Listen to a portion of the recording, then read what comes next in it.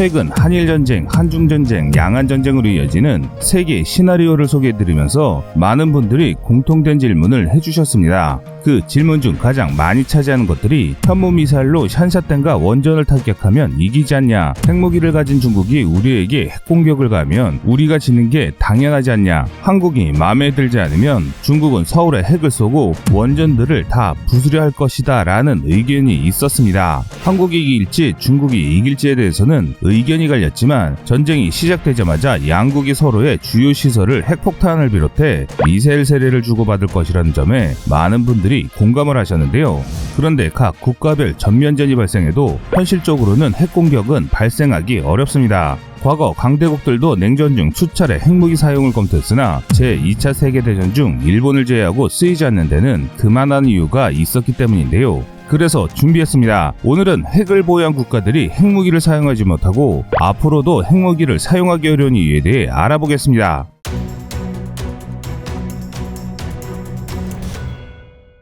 핵무기의 역사는 크게 네 분기점을 가집니다. 과거 미국은 맨하튼 프로젝트에 성공하면서 핵무기를 가졌습니다. 이때가 미국이 압도적으로 보유했던 핵무력 독점기였습니다. 핵폭탄은 아인슈타인과 오펜하이머 등의 학자들이 요청함에 따라 시작된 맨하튼 프로젝트의 산물입니다. 프로젝트의 결과물인 원자폭탄 리트보이와 수소폭탄 팩맨은 각기 히로시마와 나가사키에 떨어지며 본격적인 핵시대가 열렸는데요.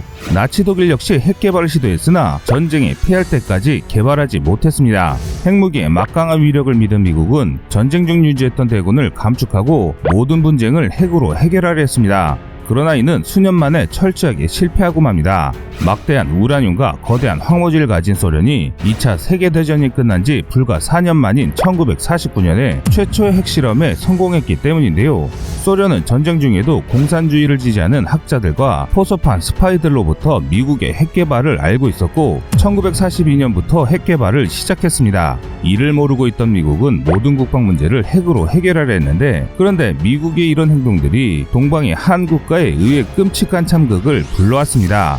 이게 바로 대한민국 민족 분단의 아픔인 6.25 한국전쟁입니다. 당시 소련의 스탈린은 미국은 전쟁이 끝난 지 5년 만에 핵을 가진 또 다른 강대국과 대전쟁을 치르지 않으리란 확신으로 김일성과 함께 대한민국 침략 계획을 승인하고 지원했습니다.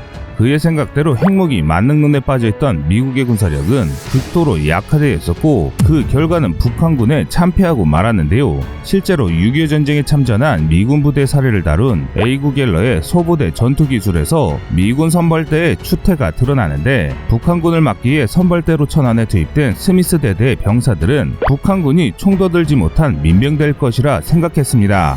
그러나 북한군은 소련제 전차로 무장한 정예기갑 부대였고 그들에게는 전차를 격파할 마땅한 무기조차 없었습니다.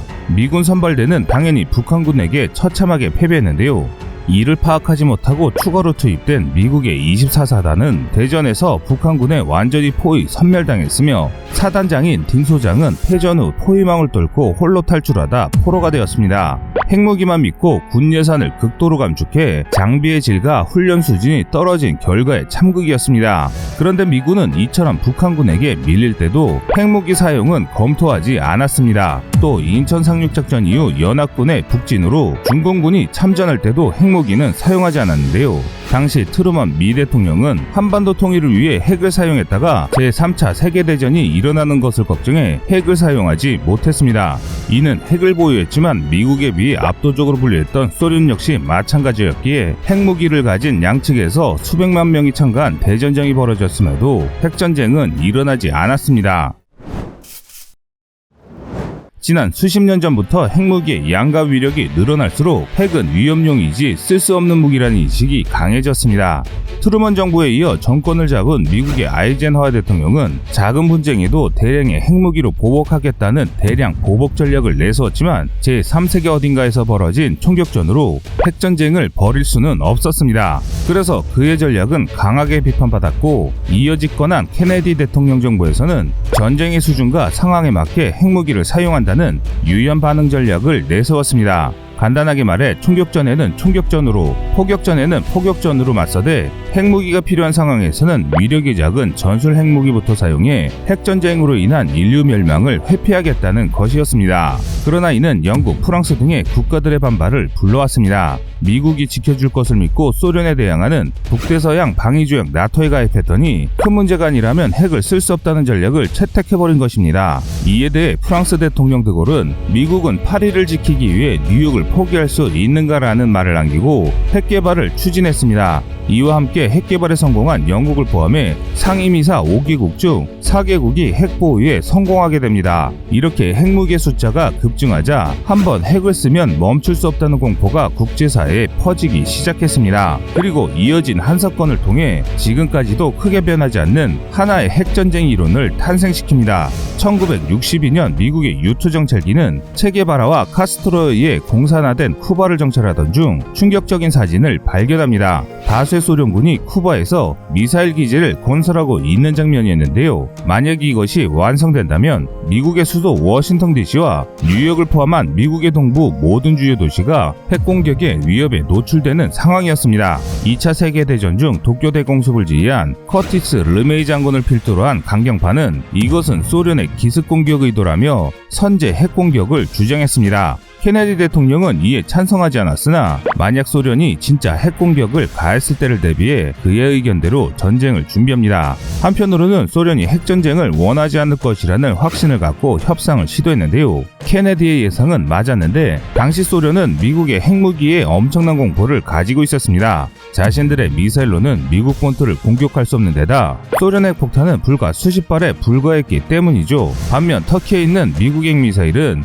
모스크바를 공격할 수 있었고 전세계 바다에 흩어진 미국의 잠수함들은 언제든 소련의 핵공격을 가할 수 있었습니다. 때문에 소련의 지도자 후르시초프는 쿠바에 핵미사일 기지를 설치하면 미국 역시 수도가 공격당할 수 있으니 소련을 공격하지 못하리라 생각하고 미사일 기지 건설을 지시한 것이었습니다. 이런 이유로 양국의 극적인 협상을 통해 누구도 진짜로 전쟁을 할 생각이 없다는 걸 확인했는데요.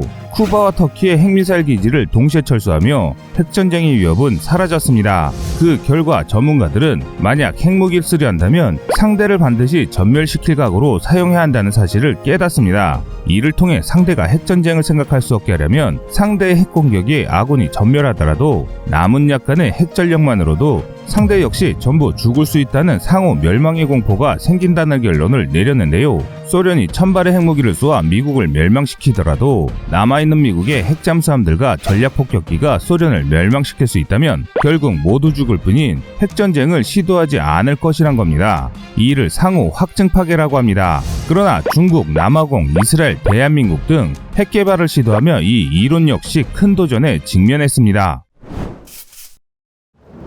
강대국들이 핵을 갖자 어느 정도 힘을 가진 국가들 역시 핵 개발을 시작했습니다. 소련과 사이가 나빠진 중국이나 인종차별로 왕따를 당하던 남아공, 아랍, 이슬람 국가들에게 포위된 이스라엘과 북한을 마주한 대한민국 등이 핵 개발을 시도했는데요. 이에 핵보유국이자 유엔 상임이사국 4개국의 정상들은 큰 공포에 휩싸였습니다. 이미 세계 패권을 가진 상임이사국들은 세계가 혼란에 빠지는 걸 원치 않았고 앞으로 협상을 해야 할 국가들이 끝없이 늘어난다면 결국 언젠간 핵무기를 쓰는 나라가 나올 것이라고 생각한 것이죠. 이렇게 되면 한 국가가 핵공격을 당하면 동맹으로 연결된 모든 국가들이 핵공격을 주고받도록 설계된 매드로 세계가 멸망하는 참극이 벌어지기 때문입니다. 그래서 1968년 NPT 협정이 탄생합니다. 핵확산 방지조약 NPT는 상임이사 5개국을 제외한 다른 국가들의 핵보유를 언급하는 조약입니다. 만약 핵무기가 확산되어 대화가 통하지 않는 독재자나 극단주의자들이 핵무기를 손에 쥐는 걸 막으려는 건데요. 핵을 가진 국가들이 절대 권력을 쥐고 다른 국가들이 치고 올라오는 것을 막는다는 점에서 많은 논란이 있으나 핵전쟁을 막는 데는 유효한 방법이었으므로 세계는 지금까지 이 NPT 체제를 통해 강대국 간의 전면적인 전쟁을 억제해왔습니다. 쉽게 말해 전쟁은 결국 무언가를 얻기 위해 하는 행동인데 핵전쟁은 아무것도 얻을 수 없는 데다 나조차도 모든 것을 잃을 수 있는 전쟁이기 때문에 이런 전쟁을 시도하는 나라나 지도자는 그리 많지 않습니다. 이런 정황들을 비춰볼 때 고작 한국군의 북진을 막겠다고 중국군이 우리 원전을 타격하고 서울에 핵공격을 가하거나 우리가 산세댐을 공격하는 일은 있을 수 없는 것입니다. 즉 중국이 다른 전쟁에서 지더라도 후위를 기대할 수 있지만 만약 어느 나라든 핵공격을 가한다면 중국은 풀 한 폭이 나지 않는 황무지로 변할 뿐더러 그 지역의 모든 국민들은 흔적도 없이 사라지게 됩니다. 그래서 핵무기를 사용한 중국이 한국과의 전쟁에 이길지는 모르겠으나 중국이라는 나라는 지도상에서 없어지게 되는 것입니다. 아직까지 전 세계 그 어느 나라도 선제 핵공격 이후 상대의 반격으로부터 살아남을 수 있는 방어 체계를 갖춘 나라는 없습니다. 그 대단하다는 미국의 MD 역시 분리진입 다탄두 미사일 등의 형태로 동시에 쏟아질 핵폭탄을 전부 막을 수는 없습니다. 이처럼 한국이 핵을 보유하려는 이유도 마찬가지입니다. 핵을 보유함으로써 전쟁 억지력과 국제사회의 입지를 더욱 확고하기 위함이지 핵무기를 사용하려는 것이 아닙니다. 통상적으로 우리가 중국이나 일본과 전쟁 발발 시 우리의 현무미사일로 중국의 산샤댐과 원전을 파괴하고 일본의 원전을 파괴하면 된다는 분들이 많으신데 만약 우리가 이 같은 행동을 한다면 한국은 그 나라들의 동맹국이나 국제사회에서 철저히 고립되고 연합군에게 무력 침탈당해 한국이란 나라는 분해될 것입니다. 그래서 국가 간 아무리 큰 무력 충돌이 발생하더라도 전면전 발발이 쉽지 않은 것입니다.